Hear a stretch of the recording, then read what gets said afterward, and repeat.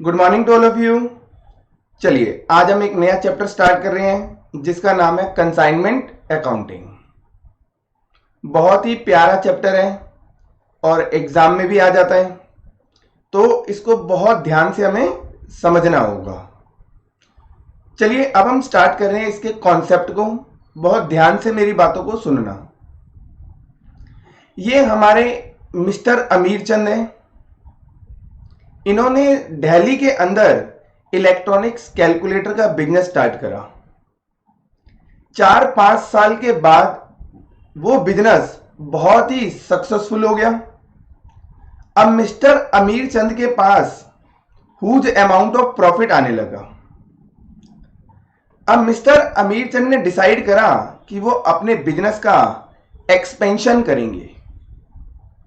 Mister Amir चंद ने क्या decide करा कि वो अपने बिजनेस का क्या करेंगे, एक्सपेंशन करेंगे।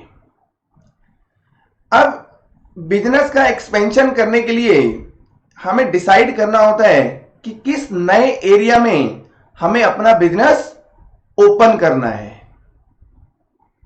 बिजनेस एक्सपेंशन के लिए क्या रिक्वायर्ड है, एरिया आइडेंटिफाई करना जहां पर हम अपने बिजनेस को ओपन करेंगे।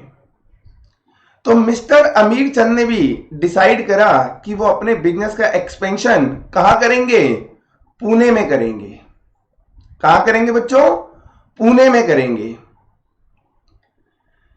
अब इन्होंने एक दिन क्या करा, पुणे गए, पुणे में घूमा, इन्हें अच्छा लगा और इन्होंने डिसाइड कर लिया कि बिजनेस तो पुणे में ही खोलेंगे।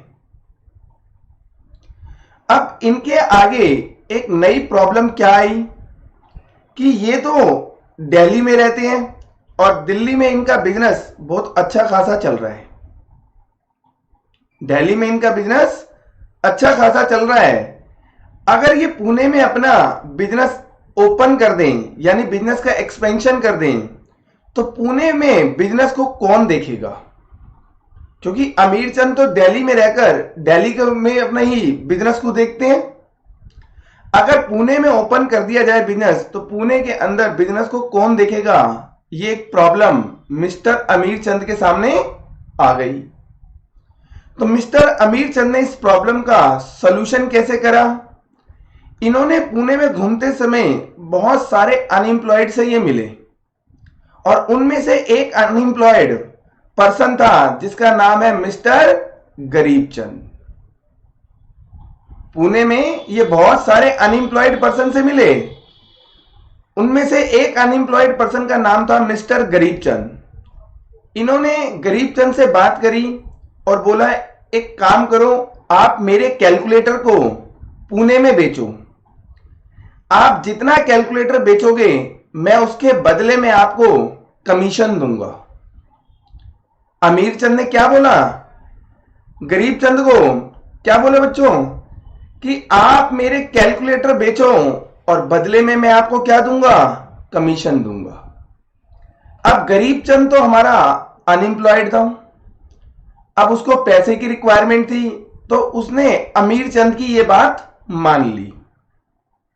लेकिन गरीब चंद के माइंड में एक क्वेश्चन आ गया। गरीब चंद के माइंड में एक क्वेश्चन आ गया कि सर, जब मैं आपके कैलकुलेटर पुणे में बेचूंगा तो बेचते समय भी क्या होंगे, कुछ एक्सपेंसेस होंगे।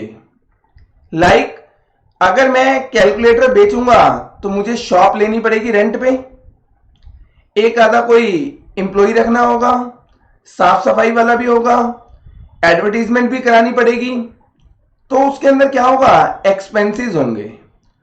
और गरीब चंद कह रहा है सर मेरे पास पैसे नहीं है, मैं एक्सपेंडिचर बियर नहीं कर सकता। तो अमीर चंद ने कहा कि आप टेंशन मत लो, सारा एक्सपेंसेस मैं बियर कर लूंगा। अमीर चंद ने क्या बोला कि आप टेंशन मत लो गरीब चंद जी, जितना भी एक्सपेंसेस होगा सेल के टाइम पे वो सारा बियर मैं कर लूंगा। तो यानी इन दोनों के बीच में एक एग्रीमेंट हो गया। वो एग्रीमेंट क्या है कि मिस्टर गरीब चंद मिस्टर अमीर चंद के कैलकुलेटर को पुणे में बेचेंगे और बेचते समय जो भी खर्चे आएंगे वो बियर कौन करेगा? मिस्टर अमीर चंद जी करेंगे। और जो गरीब चंद ने अपने एफर्ट लगाकर उस कैलकुलेटर को बेचा है, उसके बदले वो अमीर चंद जी से क्या लेंगे? कमीशन लेंगे। तो इन दोनों के बीच में क्या हो गया? एग्रीमेंट हो गया। जैसे ही इन दोनों के बीच में एग्रीमेंट हुआ तो इन दोनों के बीच में एक रिलेशनशिप क्रिएट हो गया। देखिए वो रिलेशनशिप कौन सा है? प्रिंसिपल एंड एजेंट का। वो रिलेशनशिप कौन सा है? प्रिंसिपल एंड एजेंट का। अब इस कंसाइनमेंट चैप्टर के अंदर एजेंट, देखो यहां पर एजेंट कौन है बच्चों? मिस्टर गरीब चंद। और प्रिंसिपल कौन है? मिस्टर अमीर चंद। तो कंसाइनमेंट अकाउंट के अंदर जो एजेंट है उसको नाम दिया गया कंसाइनी। एजेंट को क्या नाम दिया गया है? कंसाइनी। और जो प्रिंसिपल है उसको क्या नाम दे दिया? कंसाइनर। तो यानी इनके बीच में जो रिलेशनशिप है वो कौन सा हुआ? कंसाइनर एंड कंसाइनी का। कौन सा रिलेशनशिप है? कंसाइनर एंड कंसाइनी का। कंसाइनर कौन होता है? वो पर्सन जो अपने गुड्स देता है अपने एजेंट को कि आप मेरे बिहाफ पे मेरे गुड्स को बेचो और बदले में मैं आपको कमीशन दूंगा। तो ये पर्सन कौन कहलाता है? कंसाइनर। और जो पर्सन गुड्स लेके बेचता है और बदले में कमीशन रिसीव्ड करता है उस पर्सन को क्या बोला जाता है? कंसाइनी बोला जाता है। क्लियर है? तो यहां पे आपको क्लियर होना चाहिए बिल्कुल कि कंसाइनर कौन है और कंसाइनी कौन है। तो याद रखना कंसाइनर कौन होता है? प्रिंसिपल। और कंसाइनी कौन होगा? एजेंट होगा। क्लियर है? चलिए देखिए कंसाइनमेंट की डेफिनेशन ये लिखवा रखी है। Consignment is an agreement. देखो मैंने बताया था क्या है बेटा? एग्रीमेंट है between an owner and a third party that is consignee, whereby the consignee agree to sell the owner's good in exchange for commission। इन दोनों के बीच में क्या हुआ? एग्रीमेंट हुआ। उस एग्रीमेंट में हमारे गरीब चंद जी जो कि कौन है? कंसाइनी है, उन्होंने एग्री किया कि वो ऑनर के goods that is mister Amir चंद के गुड्स को पुणे में बेचेंगे और बदले में क्या लेंगे? कमीशन लेंगे। तो ये जो एग्रीमेंट हुआ उसी को क्या बोला गया है? कंसाइनमेंट बोला जाता है। क्या बोलते हैं उसको? हम कंसाइनमेंट बोलते हैं। तो कंसाइनमेंट क्लियर हो गया। कंसाइनी किसे कहते हैं, कंसाइनर किसे कहते हैं, ये भी आपको अच्छे से क्लियर हो गया। अब कई बार एग्जाम में क्वेश्चन आ जाता है difference between consignment and sales of goods. भाई कंसाइनमेंट ऑफ गुड्स और सेल्स ऑफ गुड्स में क्या डिफरेंस है? चलिए फर्स्ट डिफरेंस है बेटा ऑनरशिप का। देखिए अगर आप किसी शोरूम में जाते हैं, सपोज करो बाइक परचेज करने, तो आप कौन होंगे? बायर। और जो शोरूम में बैठा पर्सन गाड़ी बेच रहा है वो कौन है? सेलर। आपने गाड़ी परचेज करी, इट मींस उस सेलर ने आपको बाइक सेल कर दी। जब आप बाइक को परचेज करोगे तो बाइक परचेज करते समय आप क्या करोगे? सेलर को पेमेंट करोगे। अब उस पेमेंट के अगेंस्ट में वो सेलर आपको बाइक देगा और साथ साथ उस बाइक के डॉक्यूमेंट भी आपके नाम पे ट्रांसफर कर देगा। करेगा या नहीं करेगा? कर देगा। तो जैसे ही उस सेलर ने आपको बाइक दे दी, उसके डॉक्यूमेंट ट्रांसफर कर दिए, इट मींस उसने आपको उस बाइक की ऑनरशिप भी दे दी और साथ साथ पोजेशन भी दे दिया और आपको बोला कि सर अब आपका जहां मन करे आप इस बाइक को वहां पर लेके जा सकते हो। तो यानी सेल के केस में ऑनरशिप और पोजेशन दोनों ही ट्रांसफर हो जाता है, बट कंसाइनमेंट के केस में ऐसा नहीं होता। कंसाइनमेंट के केस में क्या होगा बच्चों? सिर्फ और सिर्फ पोजेशन का ट्रांसफर होता है। देखो अभी मैंने बताया था अमीर चंद और गरीब चंद के बीच में क्या एग्रीमेंट हुआ था कि अमीर चंद अपने गुड्स गरीब चंद को देगा और गरीब चंद उस गुड्स को मार्केट में बेचेगा और बदले में कमीशन रिसीव्ड करेगा। यही बताया था।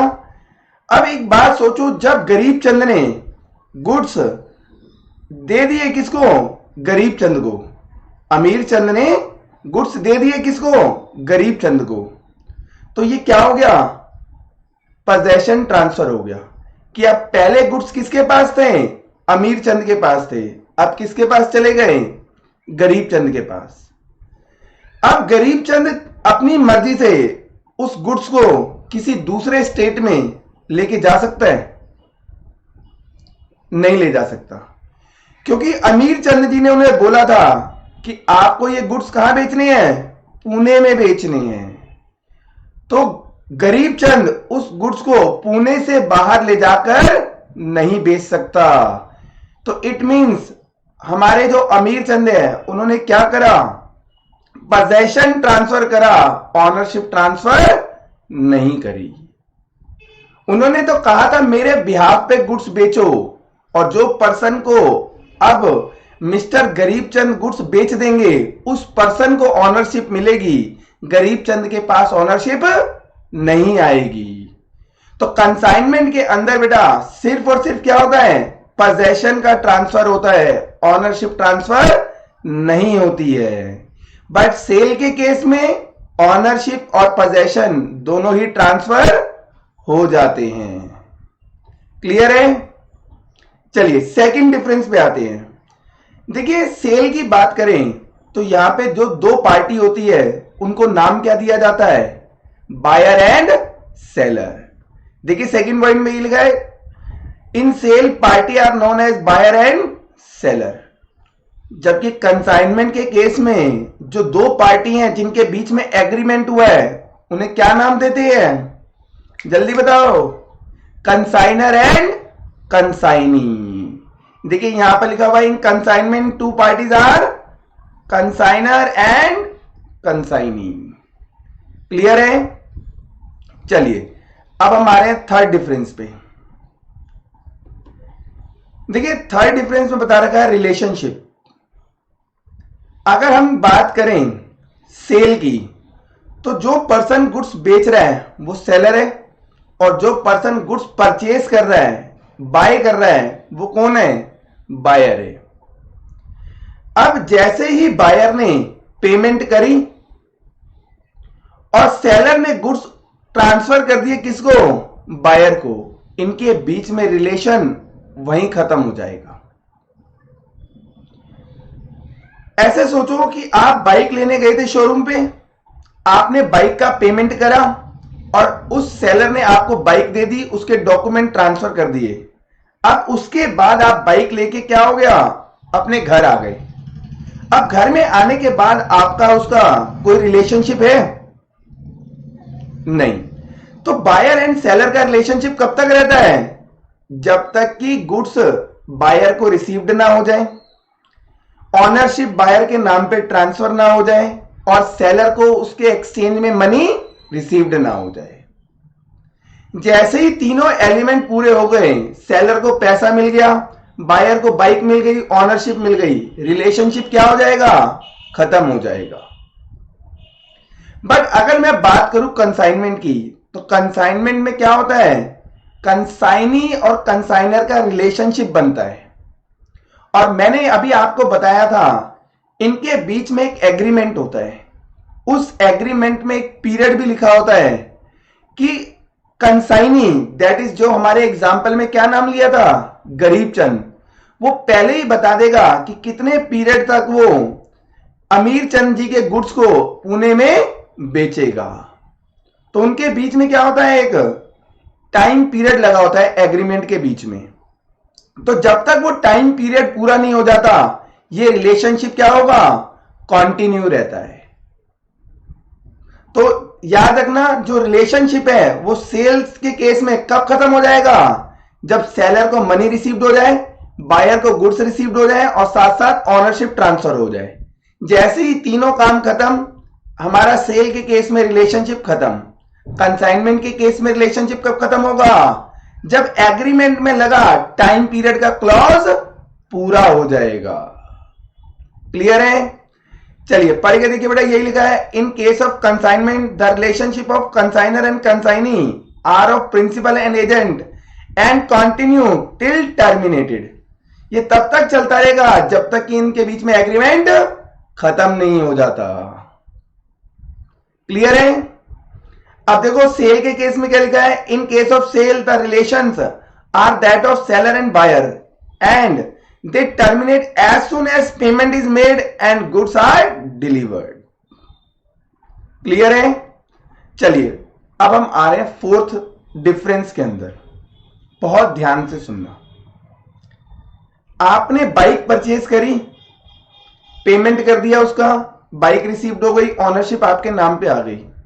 अब वो बाइक लेके आप घर पे आ गए, आपने घर के बाहर खड़ी करी और घर के अंदर गए खुशी खुशी अपने भाई बहन को बताने कि मैंने बाइक खरीदी है।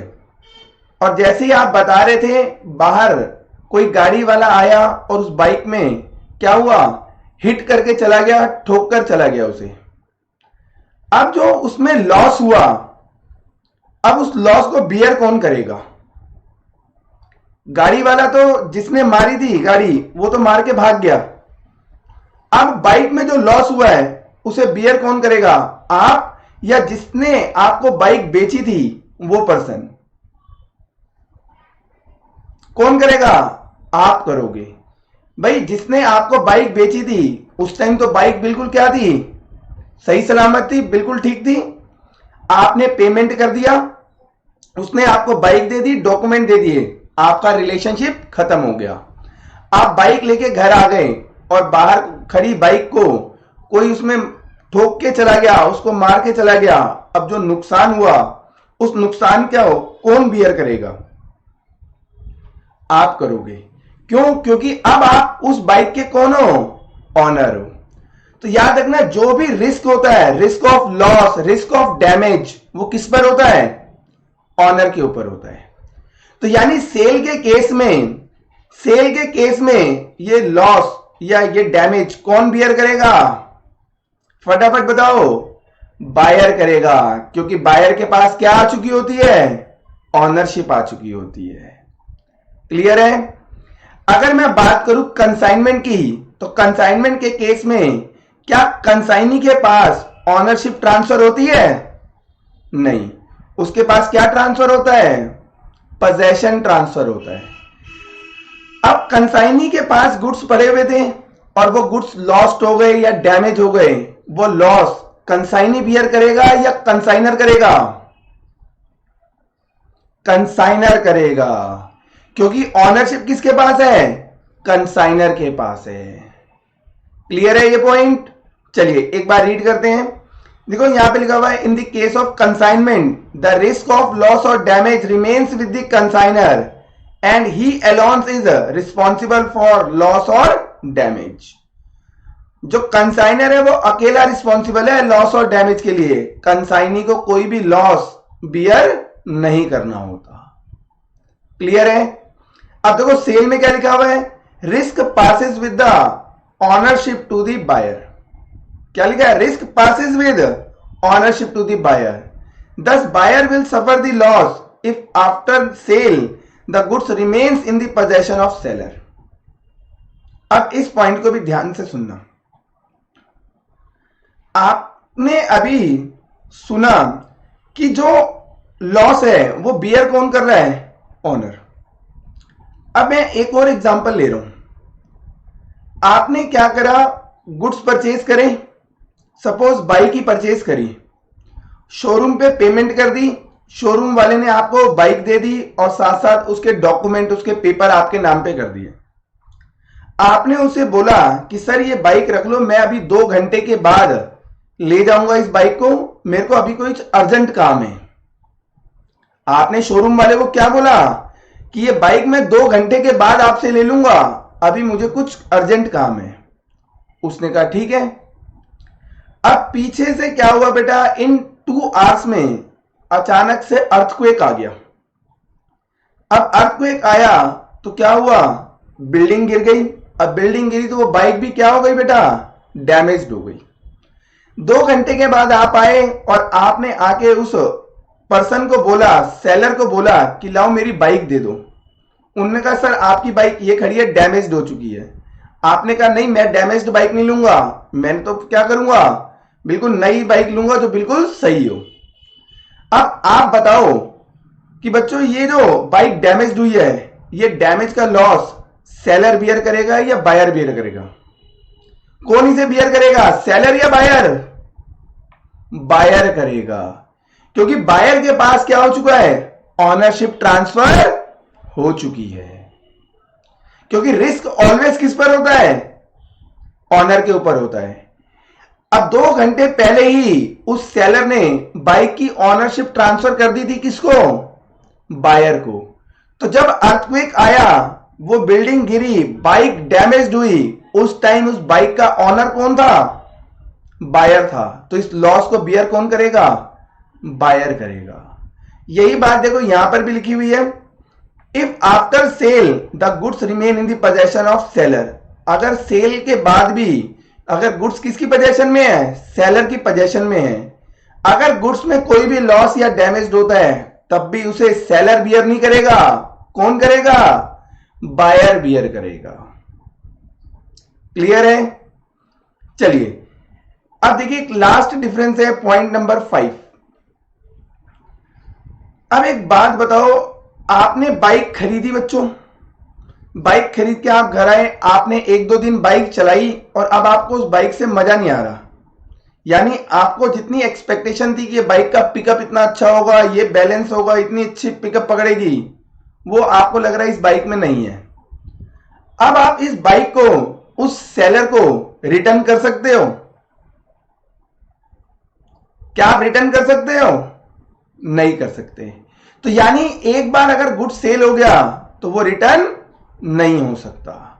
तो सेल के केस में याद रखना, सेल होने के बाद कभी भी गुड्स रिटर्न नहीं होते। बट कंसाइनमेंट के केस में अगर अमीर चंद जी ने गुड्स दिए गरीब चंद को कि गुड्स मेरे क्या करो, पुणे में बेचो, अगर वो गुड्स पुणे में नहीं बिकते, वो गुड्स पुणे में सेल ही नहीं होते, तो गरीब चंद क्या करेगा, उन गुड्स को वापस कर देगा, किसको, अमीर चंद को। तो यानी कंसाइनमेंट के केस में गुड्स को वापसी किया जा सकता है, बट सेल के केस में नहीं किया जा सकता। तो ये भी क्या है बेटा, एक डिफरेंस है।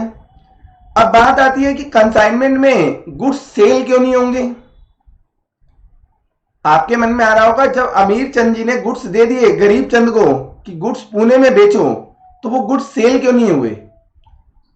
हो सकता है कि मार्केट में क्या आ गया हो बेटा, कोई नया कॉम्पिटिटर आ गया हो, उसने प्राइस को कम कर दिया हो।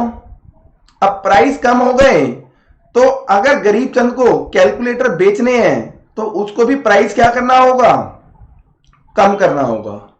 बट गरीब चंद बिना अमीर चंद के परमिशन के क्या गुड्स का प्राइस कम करके उनको बेच सकता है? नहीं, क्योंकि गुड्स किसके हैं, अमीर चंद के। अमीर चंद ने पहले ही बता दिया था गरीब चंद को इस प्राइस के ऊपर आपको बेचना है। बट मार्केट में प्राइस कम हो गया तो जब तक गरीब चंद अमीर चंद जी से परमिशन नहीं ले लेगा तब तक वो गुड्स को नहीं बेच सकता। अगर अमीर चंद परमिट ना करें तो वो क्या करेगा, सारे गुड्स उठा के वापसी दे देगा और बोलेगा सर ये गुड्स यहां पर सेल नहीं हो सकते। तो ध्यान रखना, सेल के केस में गुड्स रिटर्न पॉसिबल नहीं है। आफ्टर सेल की बात कर रहा हूं कि आफ्टर सेल होने के बाद गुड्स वापसी नहीं होते। बट कंसाइनमेंट में अगर गुड्स कंसाइनी के पास आ गए तो वो जब चाहे कंसाइनर को गुड्स वापसी कर सकता है, लेकिन वो करेगा कब, नॉर्मली जब गुड्स सेल ना हो रहे हो या फिर उसका प्राइस मार्केट में कम हो गया हो। क्लियर है? तो पांचों डिफरेंस आपको याद होने चाहिए, एग्जाम में फ्रीक्वेंटली ये भी पूछ लिए जाते हैं। चलिए अब हम नेक्स्ट टॉपिक की तरफ चल रहे हैं, परफॉर्मा इनवॉइस। चलिए परफॉर्मा इनवॉइस बहुत ही बेटा प्यारा कॉन्सेप्ट है, ध्यान से समझना इसको भी। अमीर चंद जी ने जो कंसाइनी ढूंढा था पुणे में, नाम क्या था बच्चों उसका? गरीब चंद। उसे क्या बोला था कि मैं आपको गुड्स दूंगा, आप पुणे में वो गुड्स बेचना और बदले में मुझसे कमीशन लेना। अब पुणे में बैठा वो गरीब चंद गुड्स को तभी बेच पाएगा जब गुड्स गरीब चंद को पुणे में रिसीव्ड हो जाएंगे। तो इसका मतलब अमीर चंद जी को पहले अपने गुड्स को ट्रांसफर करना होगा, अपने गुड्स को भेजना होगा। कहां पर? पुणे में। अब उन्होंने डिसाइड करा कि वो अपने गुड्स को बाय ट्रेन क्या करेंगे? पुणे भेजेंगे। अब उन्होंने गुड्स ट्रेन में क्या करा? लोड करा दिया। ट्रेन से गुड्स पहुंच गए पुणे में। अब गरीब चंद जी वहां पे पुणे में क्या हो गया? रेलवे स्टेशन पर गए और स्टेशन मास्टर को बोला कि ये गुड्स मुझे दे दो। क्या वो स्टेशन मास्टर बिना डॉक्यूमेंट दिए हुए, बिना वेरीफाई किए हुए कि ये गुड्स सच में इससे बिलोंग करते हैं या नहीं करते, क्या वो गुड्स उसको उठा के दे देगा? बताओ, स्टेशन मास्टर दे देगा उठा के गुड्स ले जाओ? नहीं, वो कहेगा आप इसके डॉक्यूमेंट दिखाओ कि सच में ये गुड्स क्या है? आपके हैं। तो स्टेशन मास्टर ने क्या मांगा? डॉक्यूमेंट मांगा। अब गरीब चंद के पास तो डॉक्यूमेंट है नहीं। अब वो डॉक्यूमेंट किससे मंगवाएगा? अमीर चंद जी से।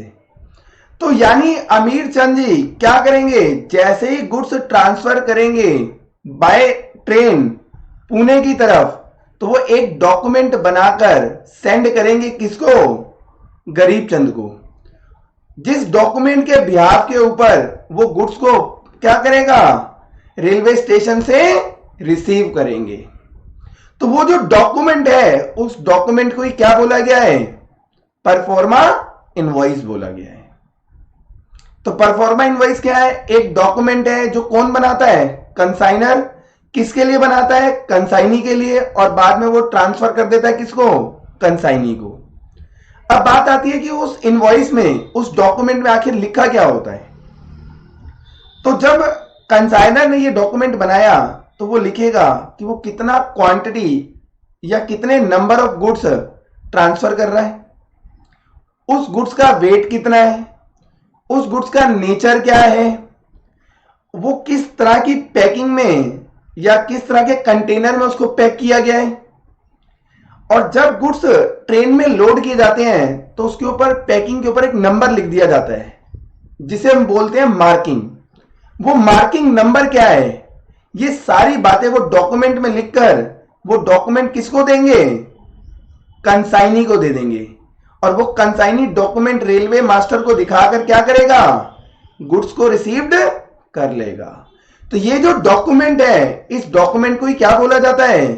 परफॉर्मा इनवॉइस बोला जाता है। अब इस डॉक्यूमेंट में एक बात और लिखी होती है कि ये जो गुड्स कंसाइनर ने कंसाइनी को भेजे हैं और कंसाइनर ने ऑथराइज करा कंसाइनी को कि ये गुड्स आप बेचो, तो सबसे पहला क्वेश्चन ये आएगा कि कंसाइनी उसको किस प्राइस पर बेचे। कंसाइनी उसको किस प्राइस पर बेचे, ये कौन डिसाइड करेगा? कंसाइनर, क्योंकि अल्टीमेट गुड्स किसके हैं? कंसाइनर के हैं।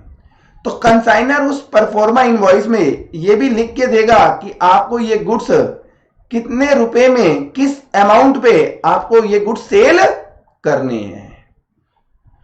तो सिंपल भाषा में अगर हम बात करें, सिंपल वर्ड्स में अगर बात करें, तो जो डॉक्यूमेंट प्रिपेयर करा कंसाइनर ने कंसाइनी के लिए, उस डॉक्यूमेंट को क्या बोला जाता है? Proforma invoice. और उस डॉक्यूमेंट में क्या क्या होगा?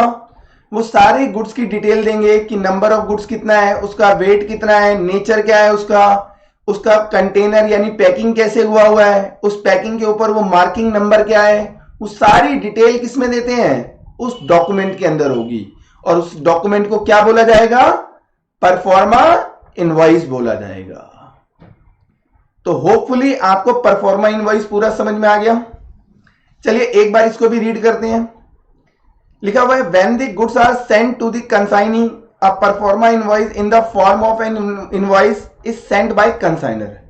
This performa invoice contain particular as to the nature of the goods, number या फिर quantity, weight, price at which goods are to be sold, marking, packing etcetera to enable the consignment to be identified at the destination.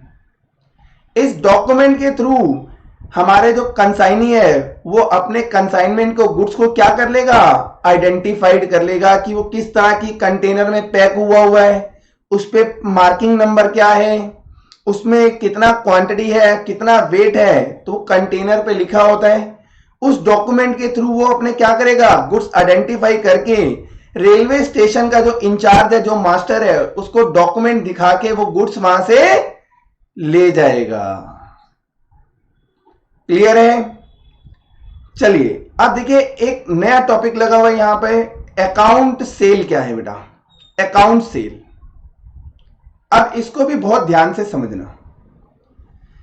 जैसे ही goods railway station से receive कर लिए consignee ने, consignee क्या करेगा, उसे जो भी उसने शॉप ली हुई है वो शॉप में ले जाएगा और वहां से गुड्स को क्या करेगा, सेल करेगा।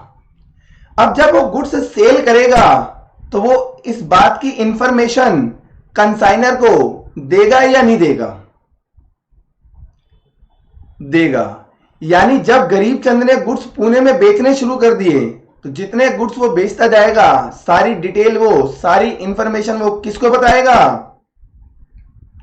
अमीर चंद जी को बताएगा। तो यहां पर ध्यान रखना बेटा, जब भी कंसाइनी ने गुड्स बेचा वो इंफॉर्म करेगा किसको, कंसाइनर को।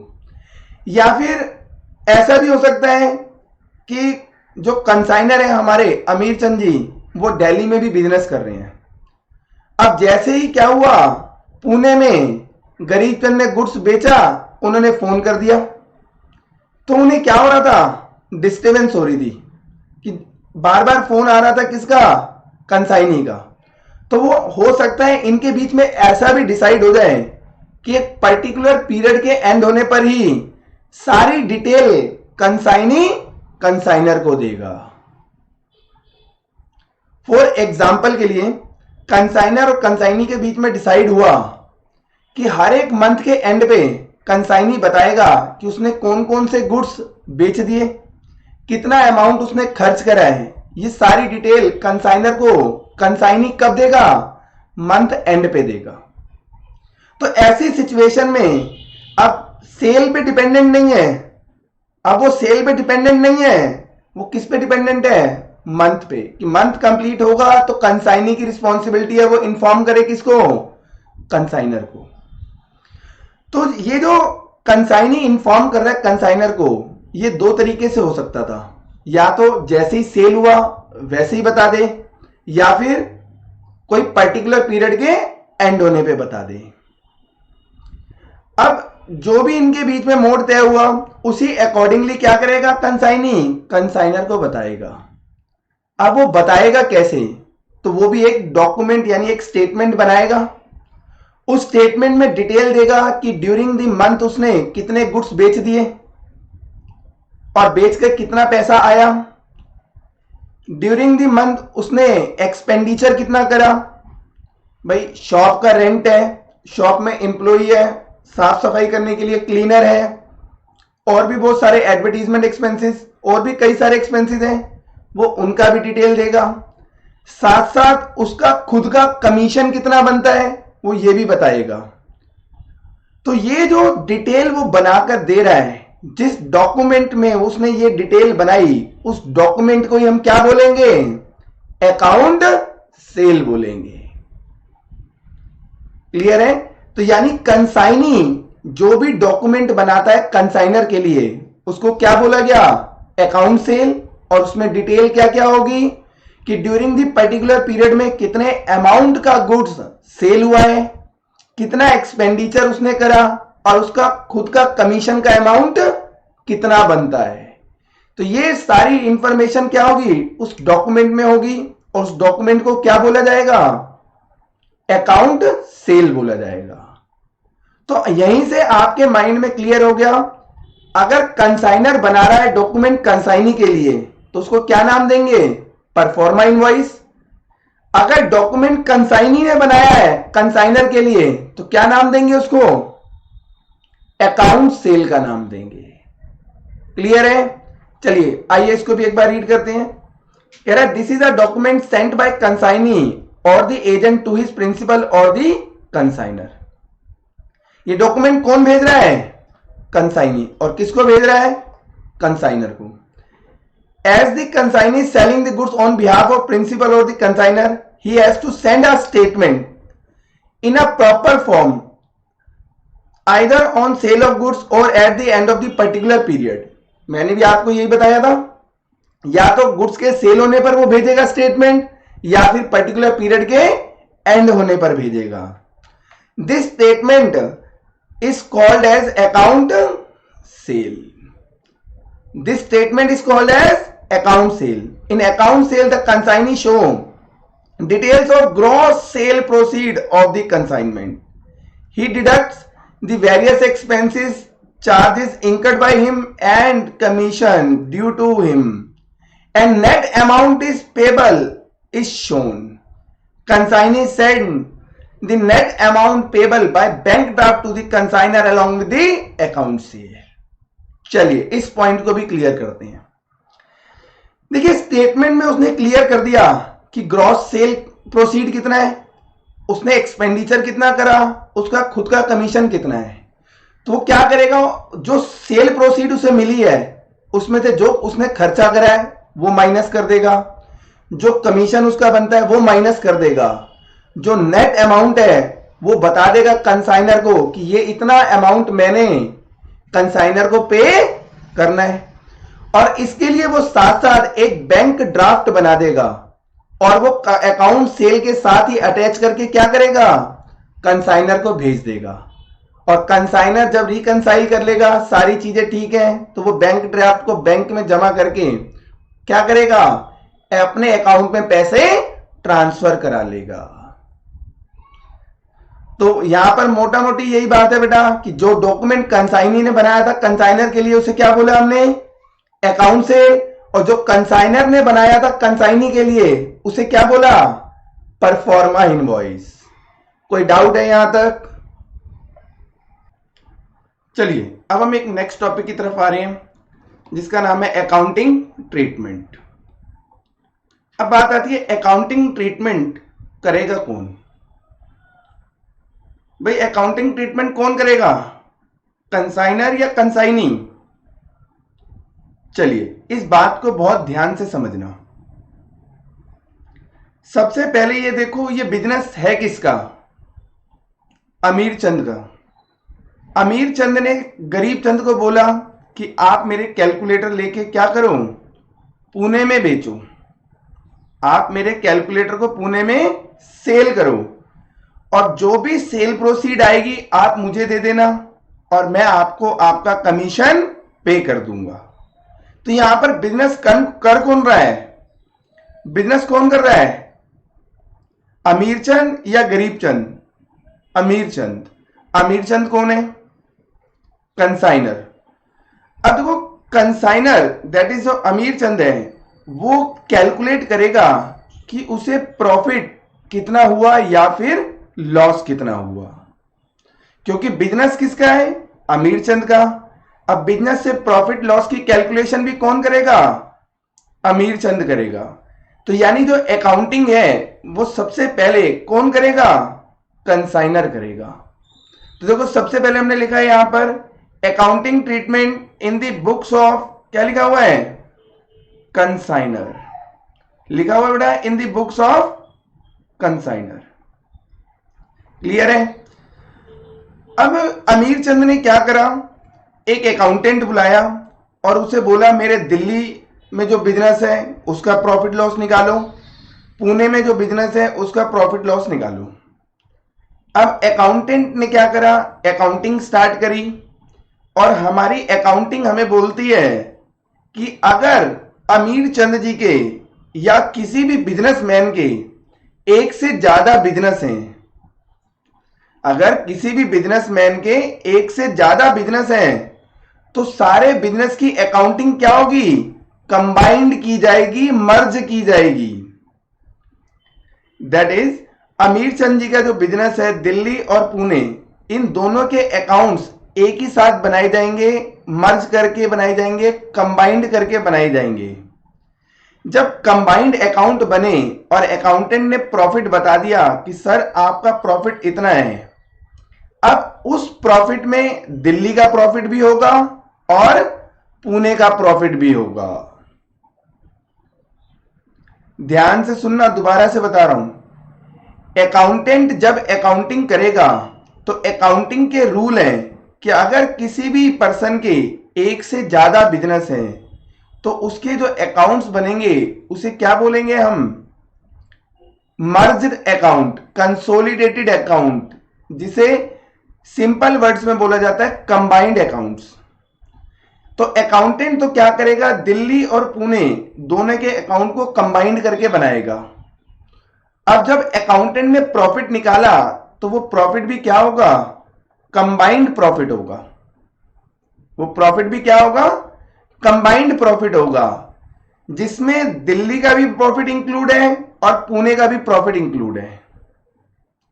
बट हमारे जो अमीर चंद हैं उन्होंने अभी अभी पुणे में नया बिजनेस स्टार्ट किया है, तो उनकी तो इच्छा होगी कि वो क्या करें, पुणे से कितना प्रॉफिट हो रहा है या कितना लॉस हो रहा है इस बात का पता लगाएं। होगी या नहीं होगी? भाई अमीर चंद जी की क्या होगी?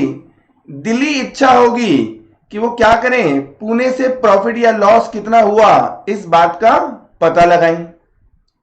अब उन्होंने अकाउंटेंट को बुलाया और बोला मुझे सिर्फ ये बताओ, मुझे पुणे से कितना प्रॉफिट हुआ या लॉस हुआ। अकाउंटेंट बोला सर इसके लिए क्या करना होगा, मुझे सेपरेट अकाउंटिंग करनी होगी। अमीर चंद जी ने कहा ठीक है जो मर्जी करो, मेरे को सिर्फ क्या करो, प्रॉफिट या लॉस बता दो। अब अकाउंटेंट क्या करेगा, पुणे ब्रांच की, जो हमारा पुणे ब्रांच है, पुणे में बिजनेस है, उसकी अकाउंटिंग करेगा। अब आप मुझे बताओ उसकी अकाउंटिंग करते समय हमारा जो अकाउंटेंट है वो पूरे अकाउंट्स मेंटेन करेगा या कुछ लिमिटेड अकाउंट्स बनाकर प्रॉफिट या लॉस पुणे का कैलकुलेट कर लेगा?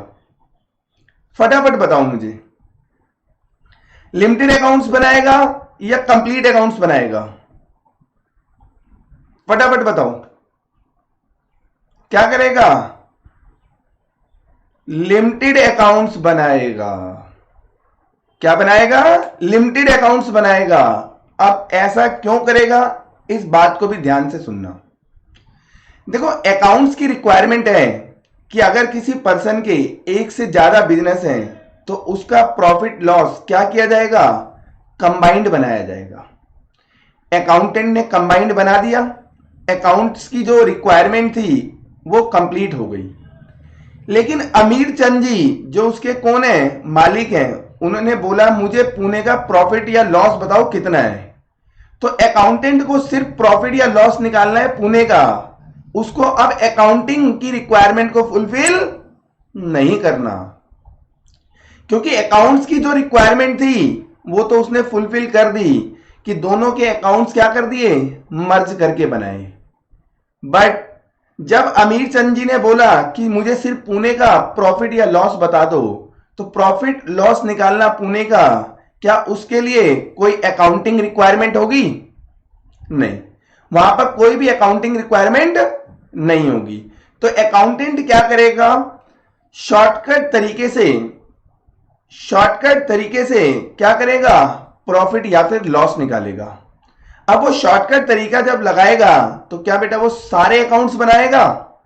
नहीं, वो क्या करेगा, कुछ लिमिटेड अकाउंट्स बनाकर ही प्रॉफिट या फिर लॉस को कैलकुलेट कर लेगा। क्लियर है?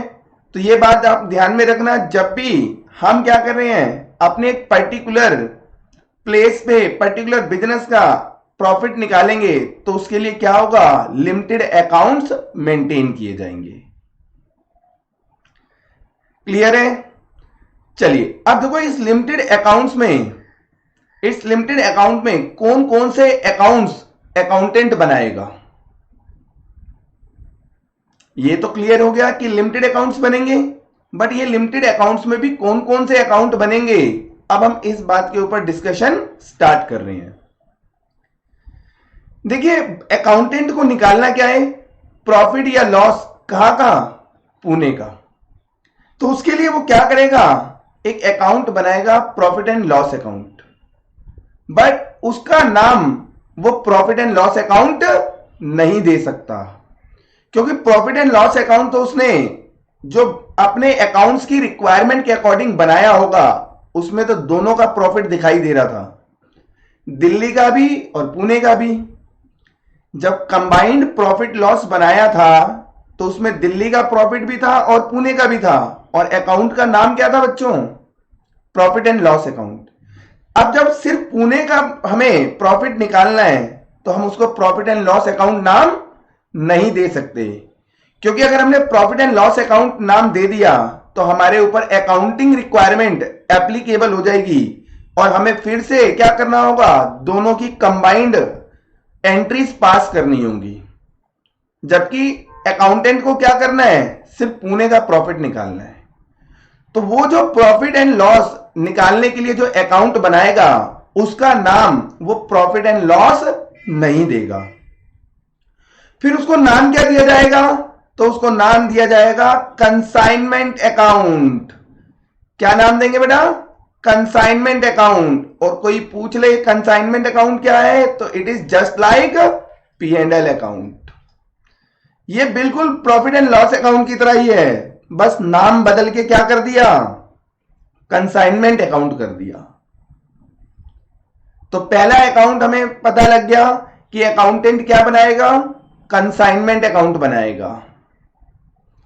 अब उसने कंसाइनमेंट अकाउंट बनाकर प्रॉफिट और लॉस बता दिया कि पुणे से कितना प्रॉफिट हुआ है या कितना लॉस हुआ है।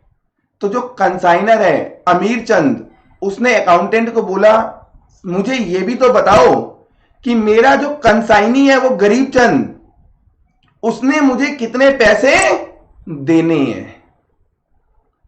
क्योंकि आपने अभी थोड़ी देर पहले मेरे लेक्चर में सीखा था कि कंसाइनर गुड्स कंसाइनी को देता है और क्या बोलता है, आप मेरे गुड्स बेचो, बेच के जो भी पैसा आएगा आप मुझे दे देना, आपकी जो भी कमीशन बनती होगी मैं पे करूंगा, बेचते समय जो भी खर्चे आपने पे करे थे वो भी मैं बियर करूंगा। तो अमीर चंद जी ने बोला अकाउंटेंट को, अब ये पता लगाओ कि उससे हमने नेट कितना अमाउंट लेना है। मैंने वर्ड यूज क्या करा, नेट। हमने नेट अमाउंट कितना लेना है। तो अकाउंटेंट क्या करेगा, इसके लिए पता लगाएगा कंसाइनी ने कितने अमाउंट का सेल करा, उसमें से माइनस कर देगा जो कंसाइनी ने एक्सपेंस करे होंगे, उसमें से माइनस कर देगा कंसाइनी का कमीशन। जो नेट अमाउंट बच गया वो किसका है, अमीर चंद का है। तो नेट अमाउंट कितना अमीर चंद ने गरीब चंद से लेना है, इसकी कैलकुलेशन करने के लिए अकाउंटेंट क्या करेगा, एक कंसाइनी अकाउंट बनाएगा, दैट इज गरीब चंद का अकाउंट खोलेगा। तो यानी दूसरा अकाउंट हमारे सामने आ गया बेटा, कंसाइनी अकाउंट। जैसे ही अकाउंटेंट ने अमीर चंद जी को बता दिया कि गरीब चंद से आपने नेट इतना पैसा लेना है, तो अब उसके क्या होगा, सेटिस्फेक्शन आ जाएगी। अब उसे क्लियर पिक्चर उसके सामने आ गई कि पुणे से कितना प्रॉफिट हुआ और नेट अभी कितना अमाउंट उसने गरीब चंद से लेना है। तो कंसाइनर के बुक में बेटा मेनली दो ही अकाउंट बनेंगे, एक कंसाइनमेंट अकाउंट और एक कंसाइनी अकाउंट। क्लियर है। अब एक अकाउंटिंग ट्रीटमेंट हमें सीखना है, किसकी बुक में, कंसाइनी की बुक में। हम किसकी बुक में देखेंगे, अब कंसाइनी की बुक में। अब आपके माइंड में आएगा, सर कंसाइनी क्यों बुक्स ऑफ अकाउंट मेंटेन करेगा, ये क्वेश्चन माइंड में आ रहा है ना। चलिए अब मैं इसका जवाब देता हूं आपको। देखिए जो कंसाइनी है उसका नाम क्या था, गरीब चंद।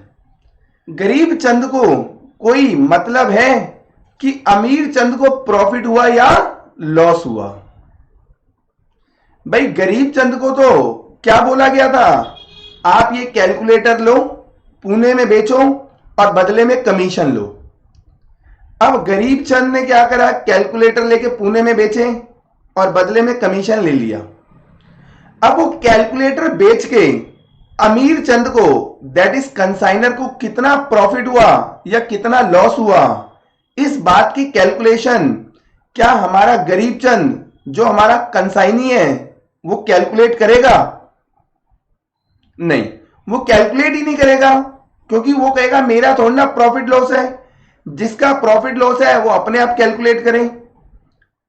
गरीब चंद क्या कर रहा है? गरीब चंद कह रहा है मेरे को तो ना प्रॉफिट है ना मेरा लॉस है, तो मैं क्यों कैलकुलेट करूं कि अमीर चंद को कितना प्रॉफिट हुआ या कितना लॉस हुआ।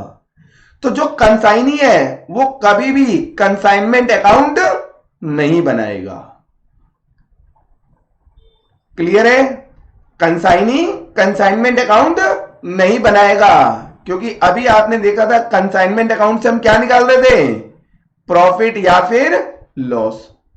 अब कंसाइनी का ये प्रॉफिट ही नहीं है, लॉस ही नहीं है, तो वो ये अकाउंट भी मेंटेन नहीं करेगा।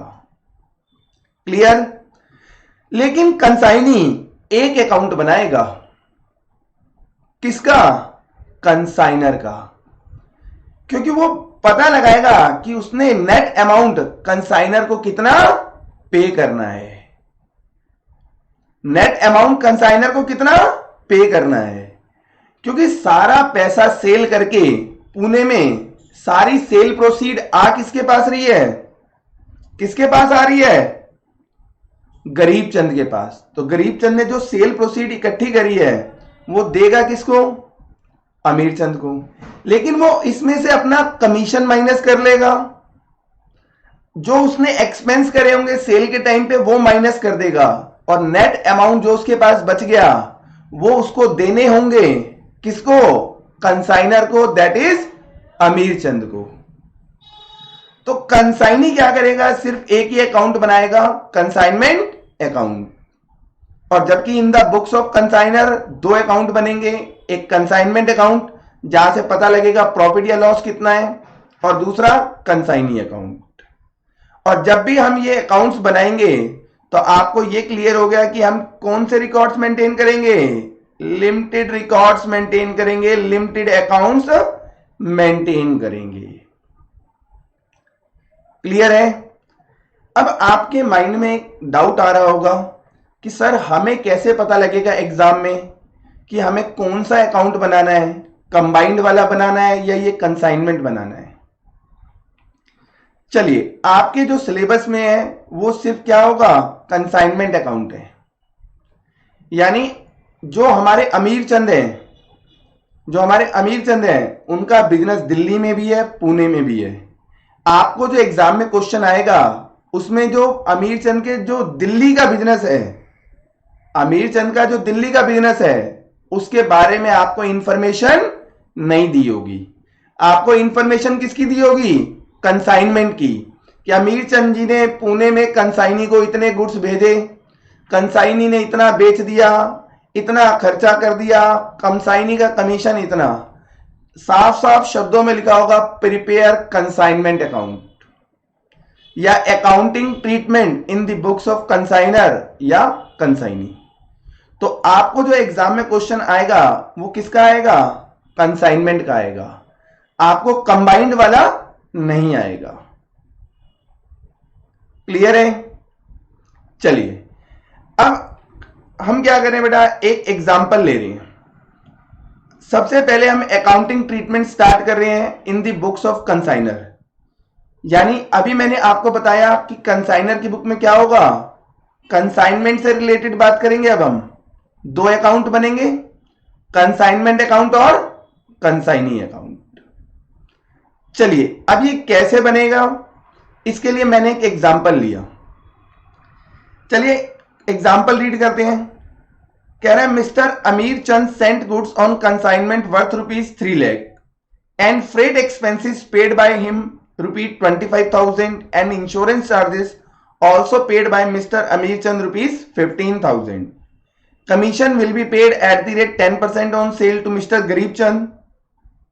Mr. Garib Chand sold all the goods underline करेंगे, all the goods at rupees 8 lakh and incur some expenses like rent paid 20,000, advertisement 30,000.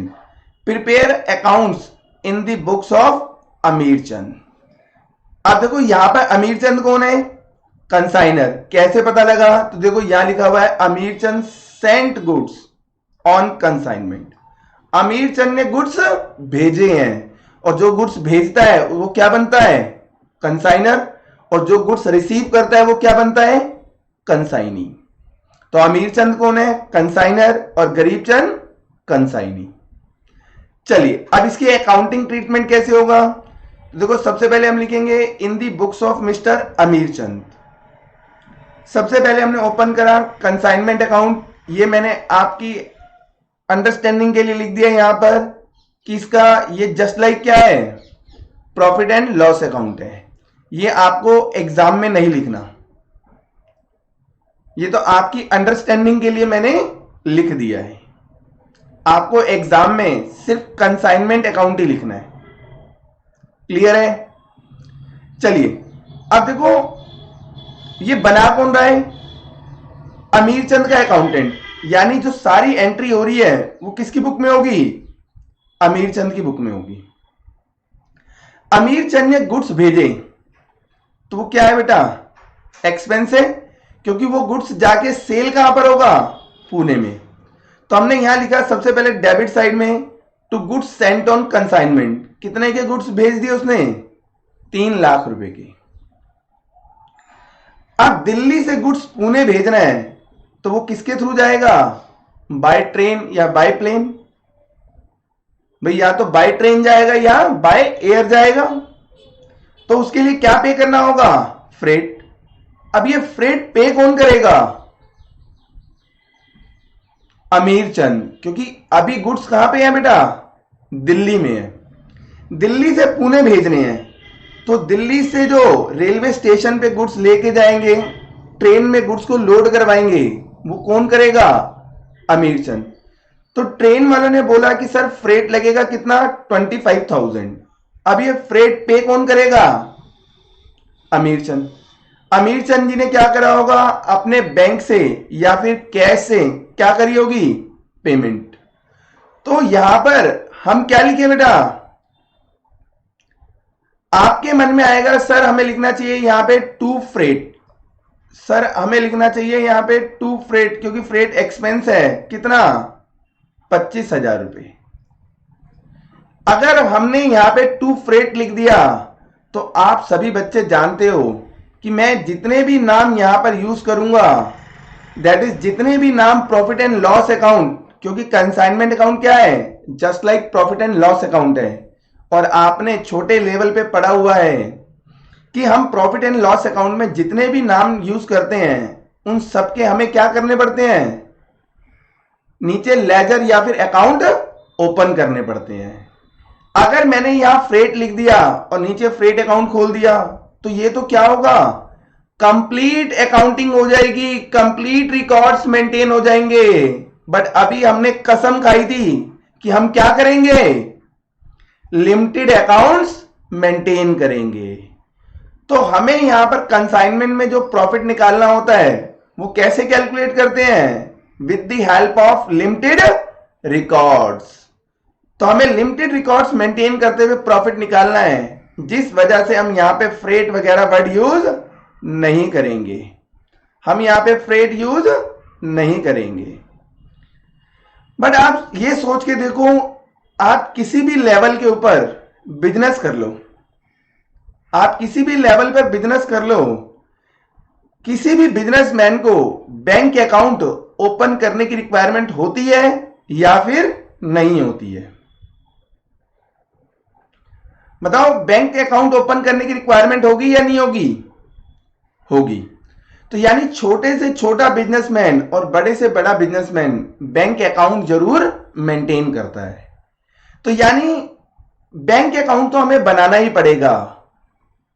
हमें कंसाइनमेंट अकाउंट में अगर प्रॉफिट निकालना है तो बैंक अकाउंट भी हमें बनाना होगा. तो हमें बैंक अकाउंट जब बनाना ही है तो क्यों ना हम बैंक अकाउंट का हेल्प लेके अपने अकाउंट्स को क्या कर दें, लिमिटेड कर दें। तो हमने यहां पर लिखा टू बैंक अकाउंट, क्या वर्ड यूज करा, टू बैंक। अब बैंक से देखो मिस्टर अमीर चंद जी ने फ्रेट पे करा 25,000, साथ साथ गुड्स का इंश्योरेंस करा दिया कितना, 15,000। तो उन्होंने अपने बैंक से कितना पेमेंट कर दिया, 40,000। और ये 40,000 अमीर चंद के लिए क्या है, एक्सपेंस है। और आप जानते हो एक्सपेंस को क्या करते हैं, डेबिट या क्रेडिट, डेबिट। तो हमने कहां दिखाया है इसको, डेबिट साइड पे। अब देखिए गुड्स कहां पहुंच गए, दिल्ली से गुड्स निकले 3 लाख रुपए के थे, अमीर चंद जी ने उसका फ्रेट पे करा, इंश्योरेंस करा दिया। अब गुड्स बाय ट्रेन होते हुए कहां पहुंच जाएंगे, पुणे में। अब जैसे ही गुड्स पुणे में पहुंचे तो पुणे के रेलवे स्टेशन पे गुड्स को क्लियर कराने की जिम्मेदारी किसकी होगी, कंसाइनी की, दैट इज गरीब चंद की। वो गुड्स वहां से क्या करेगा, क्लियर कराएगा और कहां लेके जाएगा, अपनी शॉप में। और शॉप के लिए उसने क्या पे करा होगा, रेंट। साथ साथ अब इन गुड्स को बेचना है तो उसने क्या कराया, एडवर्टीजमेंट। यानी ये जो 50,000 रुपए का एक्सपेंस है ये कौन कर रहा है, गरीब चंद। अब गरीब चंद कर रहा है बट किस रिगार्डिंग कर रहा है, कंसाइनमेंट के रिगार्डिंग। तो ये किसका एक्सपेंस है, कंसाइनमेंट का। ऑल एक्सपेंसेस आर डेबिटेड, तो देखो डेबिट साइड पर आ गया, बट किस नाम से आएगा, गरीब चंद, क्योंकि ये किसने एक्सपेंस करा है, गरीब चंद ने करा है। क्लियर है। हो सकता है कुछ बच्चों के माइंड में आ रहा हो तो सर ये वाले एक्सपेंस तो अमीर चंद ने करे थे, तो यहां पर हमने अमीर चंद क्यों नहीं लिखा, बैंक अकाउंट क्यों लिखा। तो बेटा ध्यान रखना अकाउंटिंग किसके बुक में हो रही है, अमीर चंद के बुक में हो रही है। अब जिस पर्सन की बुक्स में अकाउंटिंग होती है क्या उसका नाम बुक्स ऑफ अकाउंट में आ सकता है, नहीं आ सकता। इस वजह से अगर अकाउंटिंग हो रही है कंसाइनर की बुक में तो कंसाइनर जो भी खर्चा करेगा वो किससे रिकॉर्ड होगा, टू बैंक या फिर कैश अकाउंट से होगा, उसके नाम से रिकॉर्ड नहीं हो सकता। क्लियर है। अब क्वेश्चन कह रहा था गरीब चंद ने सारे गुड्स बेच दिए 8 लाख रुपए में, तो क्या कर दिया गरीब चंद ने, सेल करी। और सेल कहां जाती है, क्रेडिट साइड में। तो हमने क्रेडिट साइड में दिखा दिया कितना, 8 लाख रुपए। अब ये सेल का पैसा किसके पास है, क्या कैश मिला अमीर चंद को, नहीं। अमीर चंद ने कहा मैंने गरीब चंद से पैसा लेना है, तो एंट्री क्या हुई बनाई होगी, गरीब चंद को डेटर बनाया क्योंकि उससे पैसा लेना है, तो एंट्री होगी Garib Chand account debit to sales account. तो यहां पर आ गया बाय गरीब चंद। क्लियर है। अब देखो गरीब चंद को क्या देना है, कमीशन, और कमीशन तय हुआ था 10% ऑन सेल। तो सेल कितनी थी, 8 लाख, 8 लाख का 10% 80,000 कमीशन पे करना है, किसको, अमीर चंद को। तो अमीर चंद के लिए ये क्या है, इनकम है या एक्सपेंस है, एक्सपेंस है। और एक्सपेंस को हम क्या करते हैं, डेबिट। क्लियर है। चलिए अब इस सेल में से हमने सारे के सारे एक्सपेंस माइनस कर दिए, तो यहां से प्रॉफिट निकल कर आ गया कितना, 3,30,000। अब अकाउंटेंट जाके अमीर चंद को बता देगा कि सर आपने जो गुड्स भेजे थे गरीब चंद को वो आपने कितने के खरीदे थे, 3 लाख रुपए की। भेजने में खर्चा आया 40,000, बेचने में खर्चा आया 50,000, तो टोटल हो गया 3,90,000। अब बेचते समय हमारी जो कमीशन एक्सपेंस है वो कितना है, 80,000, तो ये हो गया कितना, 4,70,000। तो टोटल कॉस्ट 470 और गरीब चंद ने उसको बेच दिया 8 लाख में, तो जो डिफरेंस आ गया 3,30,000 वो क्या होगा, प्रॉफिट निकल कर आ गया। क्लियर है। चलिए अब साथ साथ अकाउंटेंट एक और अकाउंट बनाएगा, दैट इज कौन सा, कंसाइनी अकाउंट। और यहां कंसाइनी कौन है, गरीब चंद। तो देखो गरीब चंद का अकाउंट बनाया। अब इस अकाउंट में देखो क्या क्या होगा। सबसे पहले देखो यहां से ट्रांसफर करते हैं गरीब चंद। गरीब चंद ने खर्चा कितना करा था, कितना खर्च करा भाई ये बेटा, 50,000 रुपए। गरीब चंद ने पुणे से गुड्स क्या करा, रेलवे स्टेशन से रिसीव करें, फिर वो उन्हें ले गया शॉप में, उसने शॉप का रेंट पे करा 20,000, एडवर्टीजमेंट कराया 30,000 का, तो टोटल 50,000 का एक्सपेंस पे किसने करा है, गरीब चंद ने। अब गरीब चंद को क्या करना है, पेमेंट करनी है, किसने, अमीर चंद ने। तो अमीर चंद की वो क्या है, लाइबिलिटी है। तो देखो यहां लाइबिलिटी साइड में ट्रांसफर कर दिया, कितना, 50,000, क्योंकि ये सारे अकाउंट्स किसकी बुक में बन रहे हैं, अमीर चंद की बुक में बन रहे हैं। तो यहां से जैसे ही हमने गरीब चंद अकाउंट खोला तो पहला यहां से ट्रांसफर हो गया बेटा ये 50,000, ये ट्रांसफर हो रहा है यहां से सीधा, कहां पर, ये आ गया 50,000। सिमिलरली देखो कमीशन भी उसको देनी है, वो भी आ गया यहां पर, कमीशन भी आ गया।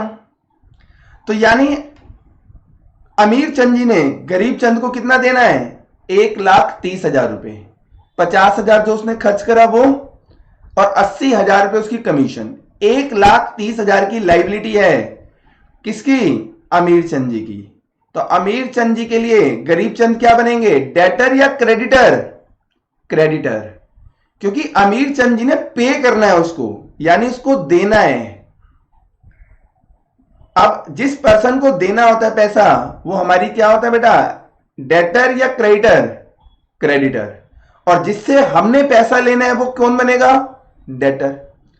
तो 1,30,000 रुपए गरीब चंद को देना है, किसने, अमीर चंद ने। तो अमीर चंद के लिए क्या है, ये क्रेडिटर है गरीब चंद, कितने से, 1,30,000 से, और क्रेडिटर है यानी लाइबिलिटी है, लाइबिलिटी का बैलेंस क्या होता है, क्रेडिट। इस वजह से देखो ये क्रेडिट साइड पे ही आया है, क्लियर है।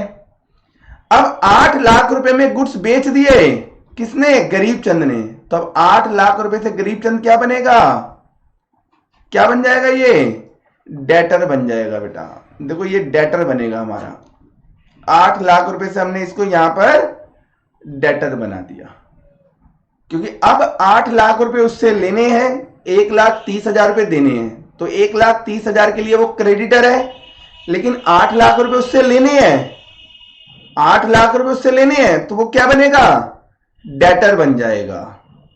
तो 8 लाख से डेटर बनाया, डेटर का बैलेंस क्या होता है बेटा, डेबिट। तो ये डेबिट साइड पे आ गया।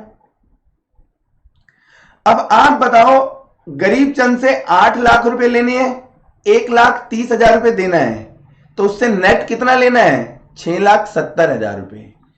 अब 6,70,000 रुपए से आप देखो वो हमारा क्या बन गया था, डेटर, और उसने 6,70,000 रुपए का हमारे को क्या कर दिया, बैंक से पेमेंट कर दी।